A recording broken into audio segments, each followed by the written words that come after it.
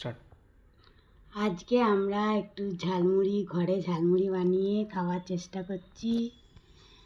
আজকে আমরা ঝালমুড়ি বানাচ্ছি। ঝালমুড়িতে আমাদের এই মুড়ির মধ্যে প্রথমে পেঁয়াজ দিয়ে দিলাম, তারপর এই যে কাঁচা লঙ্কা দিয়ে দিচ্ছি, তারপর এই যে কুচানো টমেটো, চানাচুর, আর এই যে আচারের তেল দিয়ে দিচ্ছি। এটা আমি নিজেই বাড়িতে বানিয়েছি আচারটা। এই আচারের তেল দিয়ে মুড়িটা মাখা হবে। আর একটু লঙ্কা পেঁয়াজ সব দিয়ে দিই।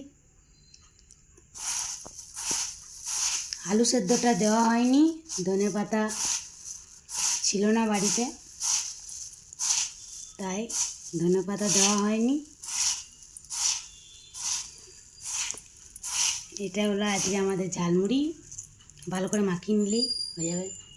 আর তার সঙ্গে রয়েছে এই যে আমাদের নারকেল, কুচনো নারকেল মিশিয়ে দিচ্ছি।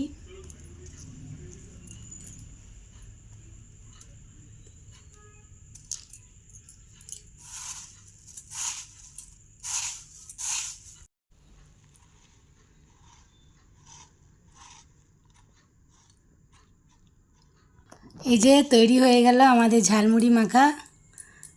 দেখুন আজকে আমাদের ঝালমুড়ি কেমন হয়েছে।